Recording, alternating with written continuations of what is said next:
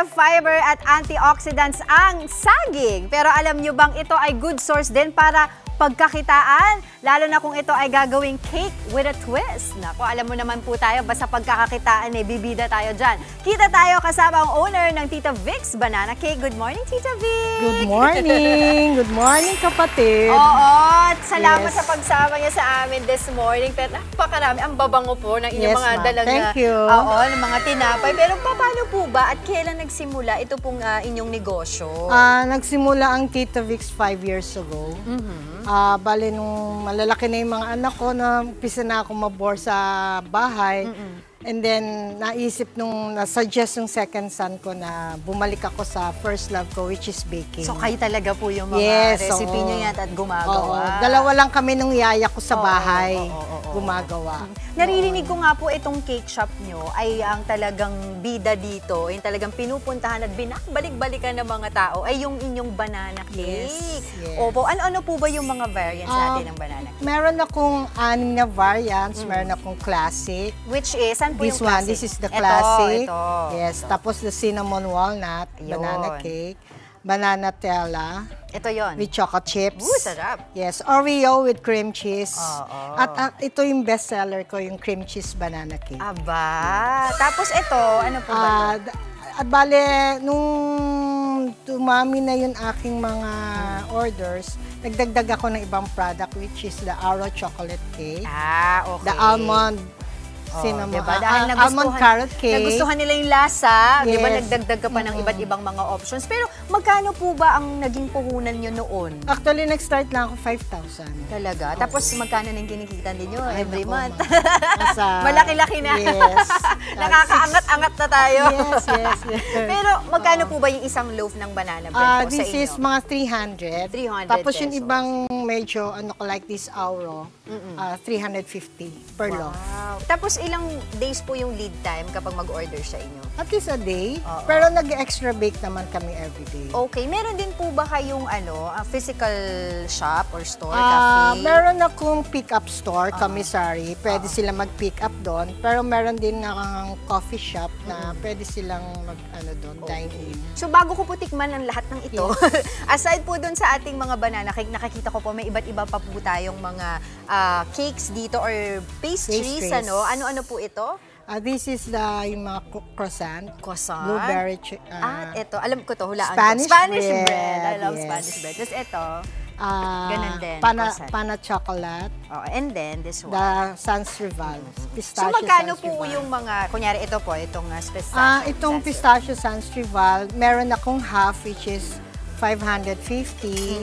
Tapos meron din akong 8x8 na pang gifting. 1.5. 1.5 pagka yung mga... Oo nga, kasi malapit na rin yung Pasko. Yes, actually, ito, marami magandang kang order ngayon. pangregalo sa ating mga loved ones. Ngayon po, Yes. titikman ko na itong... gusto ko po tikman yung classic. Yung nagsimula ng lahat ng ito.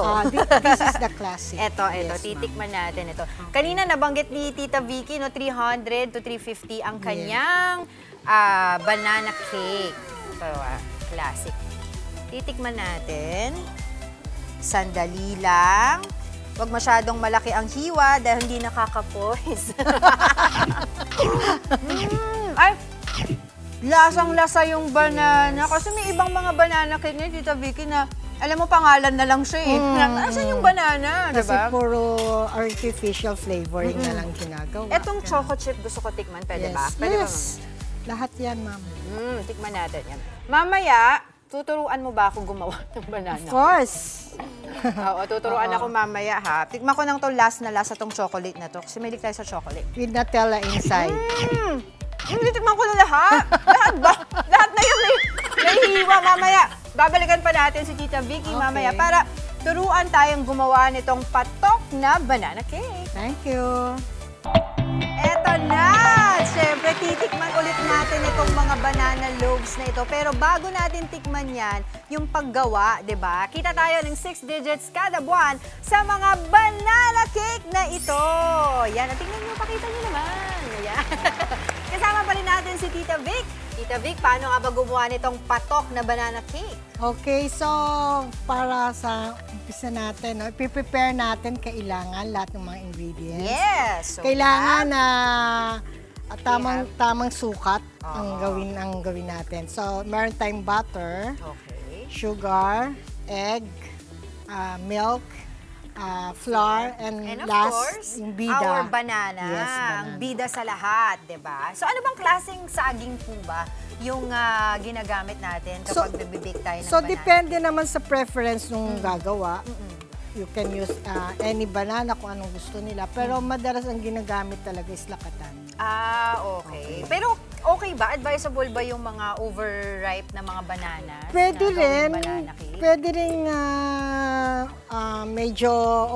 medyo ripe lang. Yung manibalang lang. Kasi pag overripe, nagiging siya watery. Watery. Tsaka may pakla maasim. na maasim Maasim yung ang lasa. saging. Yun ang karakteristik talaga ng saging. Yung sa mga mommies po natin, ngayon mga kapatid natin na nanonood sa atin dito sa Good Morning Kapatid, ay interesado din sila of course dun sa business aspect Yes. nitong banana cake mo, Tita Vicky. So, dun sa mga interesado, meron po ba kayong starter kit o yung mga tinatawag na reseller package? Actually, yung gustong mag-resell ng Tita Vicks, they can message us. Then we can give them a discount para sa reselling. Sa ganon, pwede silang kumita sa Tita Vicks. Magkano ba usually?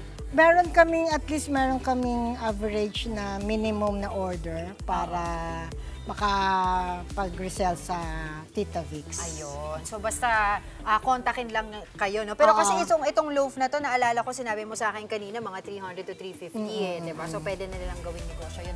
Pero I was wondering, Tita Vicky, no, habang ginagawa natin itong banana cake natin, paano nyo ba over the years, paano nyo po na maintain yung consistency, yung quality ng banana cake nyo? Talagang binabalik-balikan po kayo na inyong mga suki. Tapos, syempre, nagkakaroon pa po kayo everyday ng mga bagong bumibili sa inyo. Bali ako, very strict talaga ako sa quality ng ingredients na ginagamit ko. So, I make sure na lahat in good condition. Mag-umpisa ako sa mga raw materials na gagamitin ko, plus yung mga timbang ng bawat ingredients. Tapos pati sa pagbe-bake, kailangan na accurate ka. Ganun. Para maging maganda at ma-maintain mo yung quality talaga na gusto mo. Ayun. Kasi yung iba nagsi-shortcut. Totoo. Para minamadali or kunwari, para mas maraming magawa, di ba? Pero ganun. yung consistency, saka yung kalidad ng quality ng Yes. mismong pagkain nawawala. Tapos So, yun ang tatak, Vicky. minsan tinitipid din nila sa ingredients. Oo, ang tatak, Vicky, is maintain the quality at Yes. huwag tipirin sa ingredients. So, Yes. nilagay nyo na po yung butter dito. Okay. After po ng butter, ano po yung next na ilalagay So, natin? ibabutter na natin to. Lalagay natin yung sugar. Sugar. Ito pong sugar Yes. natin na segunda o yung washed. Oo. Diba? Yung iba gumagamit din ng white sugar or Pero brown ito ang sugar, gusto pero mo, ako ito yung gamit. wash lang. And then, of course, next would Yes. be the eggs. Eggs. So, 3 eggs yan, ano? Yes. Okay, next. Hahaluin lang muna natin Haluin yan, lang Tita muna. Vicky. Okay, so ayan, nauna po natin nilagay yung butter, and then the sugar, tapos yung eggs natin, tapos haluin lang natin. Sa iba, wag po kayong matakot kung wala po kayong ganitong klaseng Yes. malaking panghalo o pang-mix. Di ba kasi meron naman nabibili yung manual na Yes, yung electric or mixer electric lang. din. Oo. Oo. Hand mixing lang. Para dun yung sa hand mga- mixer na Oo, para dun sa mga nais lamang magsimula. Hinay-hinay lang, di naman kaagad-agad may pambili tayo ng Yes. ganyan. Oo. Okay, pagkatapos mga ilang minuto po yun. Basta nag-blend na ng lahat ng Ayun. sugar, egg, and the Next would be our flour. Flour, yes. Okay. Pagkatapos ng flour, ihalo lang din natin siya para meron ng butter, no? Yung ating ginagawa dyan. And then, of course, the milk. milk. Ako, makikita niyo talaga in action si Tita Vic sa kanyang very famous na banana cake. Maganda rin itong pangregalo, Tita Vic. Yes. Sa mga nag-iisip, 'di ba, mga wala pang pangregalo sa kanilang mga mahal sa buhay ngayong Pasko, or pwede rin nilang gawin ito, dalhin dun sa mga Christmas party. Actually, diba? itong Christmas, ang dami ko ng orders. Talaga? Bulk orders. Oh my Isang gosh. client ko, Oo. 500. Oo. 500 loaves agad Oo. ang... Ito, as So, promised, talaga. Tita Vicky, habang hinahalo mo yan, tapos mamaya ilalagay na natin Yes. yung ating main Bida. character na saging dyan sa ginagawa mo. Tatawagin ko din yung ating Tikim Squad para naman samahan nila akong makatikim nitong mga masasarap na Ay, nako, banana kanina pa kami cake. nag-aantay. Kanina pa, nakadukot ka na nga kanina. Ay, ganun ba?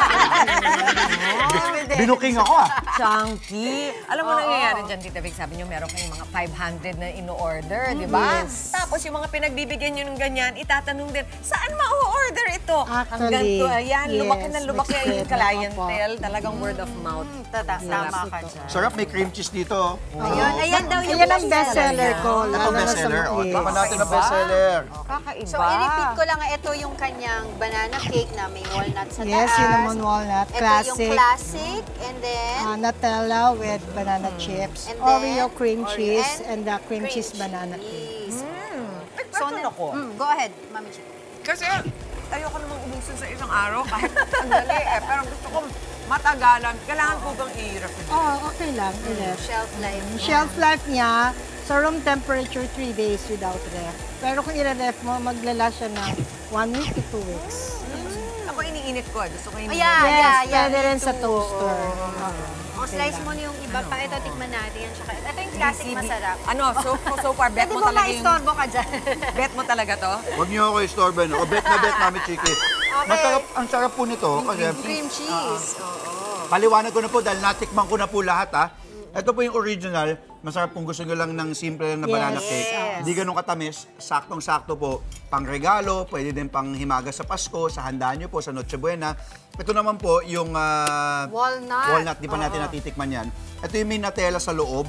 So And medyo chocolate matamis-tamis. chip May on chocolate top. chip. For the kids. Sarap, no? Kasi yan ang Gusto ng mga bata. kids. Yes. Ito naman po, medyo matamis din. Ito naman yung may Oreo and cream cheese Oreo and inside. cream Iba pala cheese. ito.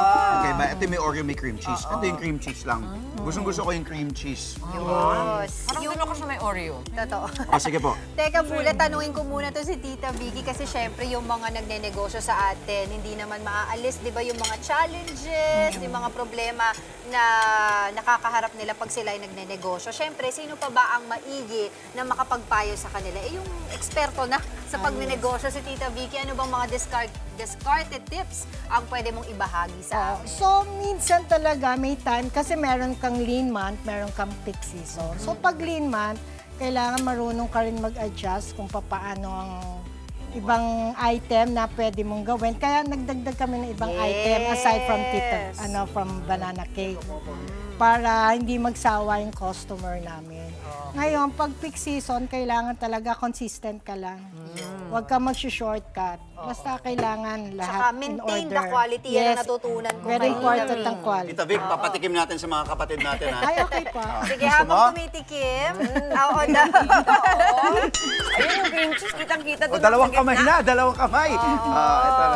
So habang tumitikim, tanungin ko lang si Tita Vicky. Tita Vicky, dun sa mga interesadong makontak ka, di ba, magtanong kung paano makakuha ng mga reseller packages mo or makapag-order sa'yo, paano kanila makakontak? You can contact us sa aming FB page, Tita Vix, and sa aming IG, Tita Vix Banana Cake. Ayan. Maraming salamat, Thank you Tita very much Vic. also Tita Vic, for pag this binili ko ito, magkano opportunity. na? Biling This ko na. is 300 pesos. Pero since may hati na, Bawas pwede na mga eh. 280. Dahil siya rin naman Pero yung siya naman bumain. yung Oo bumawas nga. niyan. Oo. Yes. Maraming salamat ulit Thank kay you, Tita Vic. ha. Thank you for the opportunity. Oo.